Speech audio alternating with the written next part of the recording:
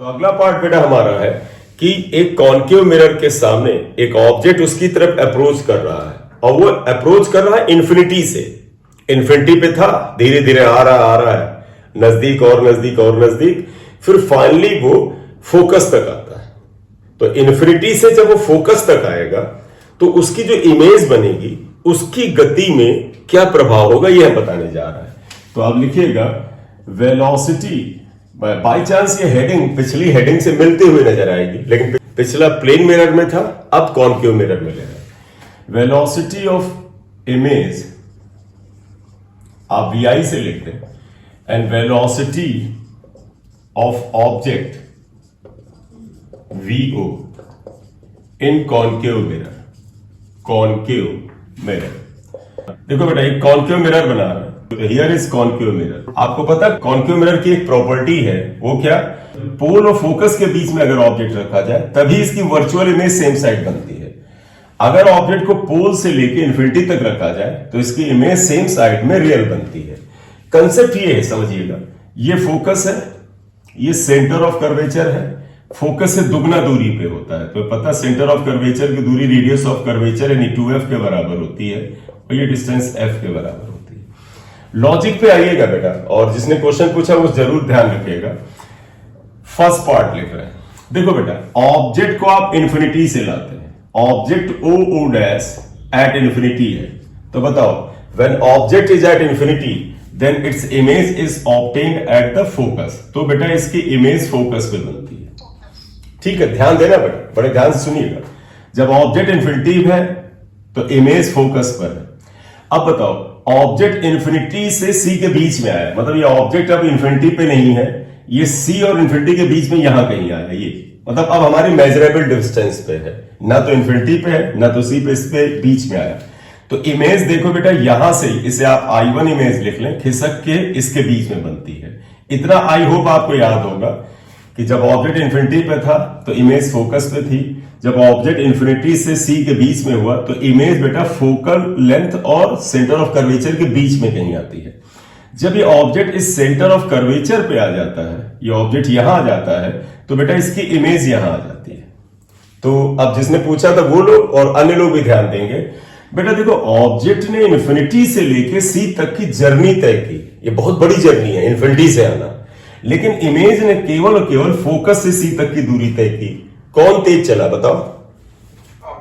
Object infinity से C तक आया, उसने ज्यादा दूरी तय की। जितनी देर में ऑब्जेक्ट ने इन्फिनिटी से C तक दूरी तय की, इमेज ने केवल फोकस से C तक दूरी तय की। इसका मतलब है इमेज धीमे चल रही है। तो अब यही पॉइंट में लिख रहे हैं, when object moves from infinity to C is centre of curvature, then बेटा बताइएगा velocity of object is greater than velocity of image. बोले बेटे इतनी बात क्लियर? ठीक है। अब एक चीज बताना, सेकंड, अगर ऑब्जेक्ट C पर ही है, मतलब हम ये मान रहे हैं ऑब्जेक्ट पे C पर ही बड़ी थोड़ी गति से इधर उधर हो, तो तुम कहोगे सर अगर ऑब्जेक्ट पे ही C पर ही थोड़ा इधर उधर धीमे से आगे पीछे बढ़े तो इमेज भी उसकी ही गति से इधर उधर थोड़ा होगा।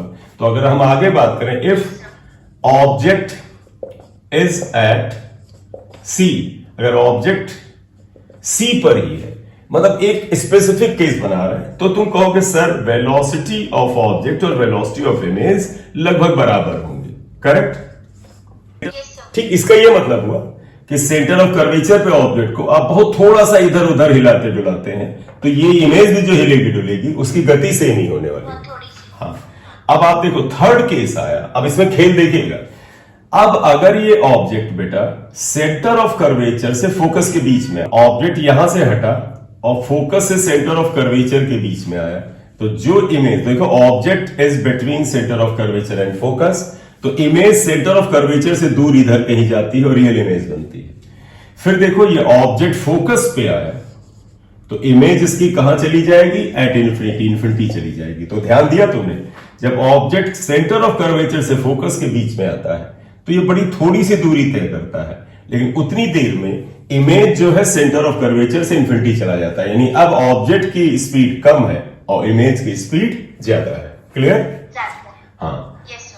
When object moves from C to F यानी centre of curvature to focal point, जो फोकस है, देन तब बेटा आपको याद है वेलोसिटी ऑफ ऑब्जेक्ट इज छोटा than the velocity of image. Correct. ऐसे सवाल सिर्फ मिरर में ही नहीं आते हैं बेटा, ऐसे सवाल कॉन्वेक्स लेंस में भी आते हैं और सेम रिजल्ट है। बस कॉन्वेक्स लेंस में क्या होता है कि इमेज जो होती है वो दाहिनी साइड बनती है लेंस में और इसमें बाई साइड बनती है। Correct. Yes sir. Okay sir. तो आई होप तुम्हारे क्वेश्चन का आंसर आ गया होगा। Yes sir, thank you. ठीक है। N object of length 2.5 centimetre is placed at distance 1.5 f. F is focal length from concave mirror of focal length f. ये f focal length है बेटा। Find out the length of the image. Length of the image यानी size of image बताना है बेटा। तो question देखिएगा क्या, an object of length 2.5 centimetre is placed at distance 1.5 f from the concave mirror of the focal length f, then find out the length of the image. ऐसे case में जब ये ना बोला जाए कि ऑब्जेक्ट कैसे रखा है, जैसे कई बार कुछ बच्चों के मन में आया था कि ऑब्जेक्ट कैसे रखा है, तो फिर वो नॉर्मल तरीके से रखा। हाँ एक सेकंड बेटा, मतलब अगर वो ना बोले ऑब्जेक्ट कैसे रखा है तो ऑब्जेक्ट मतलब परपेंडिकुलर ही रखा है। कई बार होता है ना ऑब्जेक्ट को ले डाउन आपने ऐसे हॉरिजॉन्टल रख दिया, तो ऐसे केस में वो बताते हैं। तो ऑब्जेक्ट ये है ओ डैश। आंसर बेटा आपने क्या बोला? 5 सेंटीमीटर। हाँ, माइनस है प्लस? माइनस। कॉनकेव है ना तो माइनस आएगा। बिल्कुल सही निकाला। देखो जो लोग नहीं किए देखे बेटा, ये साइज ऑफ ऑब्जेक्ट है ओ दैट इज 2.5, इसे प्लस से लिखना। बाय डिफॉल्ट ऑब्जेक्ट को ऊपर की तरफ रखा जाता है, तो पता है इस एक्सिस से ऊपर के मेजरमेंट प्लस होते हैं, नीचे के मेजरमेंट माइनस होते हैं। फोकल लेंथ इसकी जो है f को माइनस f लिख देना। क्यों? क्योंकि कॉन्केव की फोकल लेंथ लेफ्ट में होती है। प्लेस एट डिस्टेंस, जिस दूरी पे ऑब्जेक्ट रखा जाता है उसे u लिखते हैं। u इक्वल टू -1.5 f है, तो देखो u इक्वल टू -1.5 f। तो उन्होंने कहा साइज ऑफ इमेज बताओ। मैं इस हिसाब से चल रहा था। तुम्हें याद है कि साइज ऑफ इमेज जो होता है, आपको याद होगा m इक्वल टू होता है I by O equal to -v by u होता था ना बेटा, ये होता था ना फॉर्मूला। Yes sir. तो आप अगर ये वाला हिस्सा लगा दे फार्मूले का, तो देखो तुम्हें मिल जाएगा कि सर I पता करना है, O की वैल्यू 2.5 दे रखी है प्लस में, v हमें पता नहीं है, ये पता कर लें, और u की वैल्यू -1.5 दी है, -1.5 दी है f। ये तो तुम्हारे मन में बात आनी चाहिए कि सर ऐसा करें, इस फार्मूले में केवल v की वैल्यू निकाल के डाल दे तो आ जाएगा। v कैसे निकालें? आप मिरर फार्मूले से निकाल लीजिएगा। f दिया है, u दिया है, तो v निकल आएगा। तो लिखो by mirror formula. Mirror formula ये जरा ध्यान रखना बेटा, हमें v पता करना है। 1/v plus 1/u equal to 1/f। v unknown है, साइन नहीं दिया जाता है। u नोन है, -1.5f है, और f भी बेटा 1/-f है। इससे 1/v अगर आप निकालें तो 1/1.5f माइनस 1/f, एलसीएम ले लीजिएगा 1.5f, ये 1 - 1.5, यार सही है ना बेटा। तो 1/v इक्वल टू -0.5/1.5f। तो बेटा ये v equal to 1.5f upon 0.5 minus में आया। इसको पूरा का पूरा थोड़ा और सॉल्व कर लेते हैं। तो v इक्वल टू देखो आया बेटा, ये डेसिमल हटा दे, डेसिमल हटा दे, 5 से इसे कैंसिल करें 3, तो v इक्वल टू -3f आता है। एम आई राइट? Yes sir. ठीक है, आप ऐसा करो, ये v की वैल्यू यहां रख दो, आंसर आ जाएगा इस जगह पे। तो मैं थोड़ा ये मिरर वाला डायग्राम मिटा दूं बेटा, या चलिए क्वेश्चन लिख लिया होगा, ये स्पेस खाली करके सॉल्व करते हैं। तो बेटा putting value of v in 1, putting in 1 में रखें, तो बेटा देखो I upon 2.5 equal to minus v की वैल्यू -3f आया है, ये बेटे -1.5f है। निश्चित रूप से ये इससे दुगना है, कैंसिल करोगे 2 आएगा, ये माइनस माइनस भी कैंसिल होगा। तो देखो I बाई 2.5 इक्वल टू -2 आया, तो I इक्वल टू देखो 2 into 2.5 equal to -5 centimetre. Image 5 centimetre length की होगी और माइनस साइन बता रहा कि इमेज यहां पर इन्वर्टेड बनेगी। क्लियर?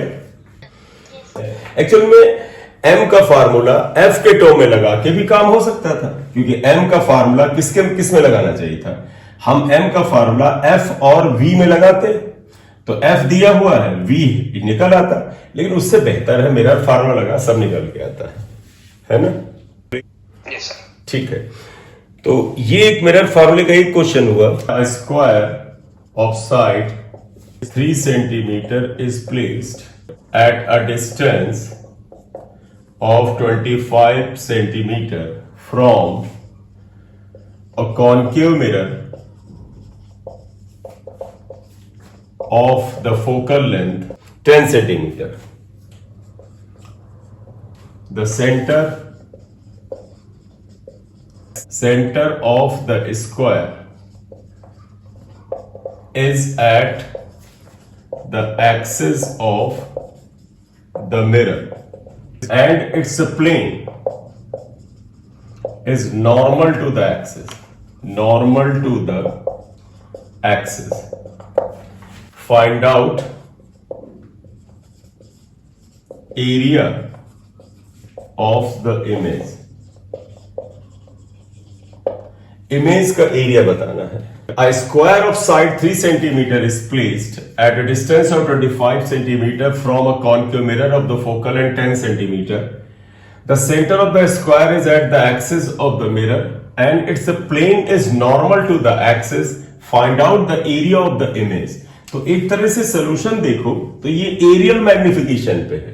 आपको पता है एरियल मैग्निफिकेशन जिसे सुपरफिशियल मैग्निफिकेशन भी कहते हैं, ये अगर मैं MA लिख दूं, it was area of image upon area of object होता था।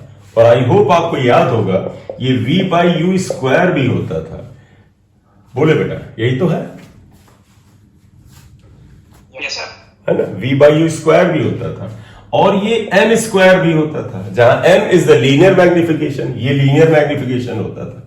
तो मुझे लगता है इस वाले पोर्शन से हमारा काम हो जाएगा। क्यों?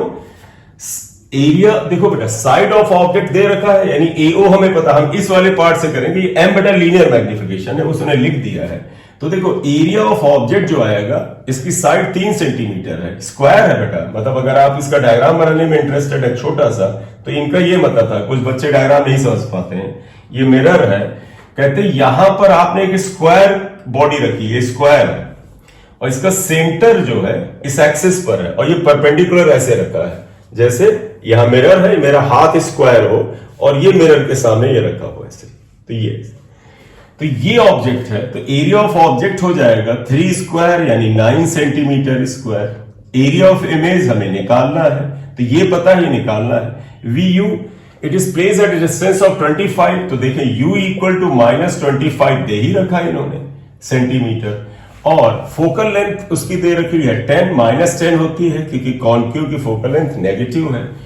देखो बेटा u दिया है, AO दिया है, AI पता करना, V निकाल लो, मिरर फार्मूला लगा दो, since 1/v + 1/u equal to 1। हाँ बेटा 0.64 सेंटीमीटर स्क्वायर।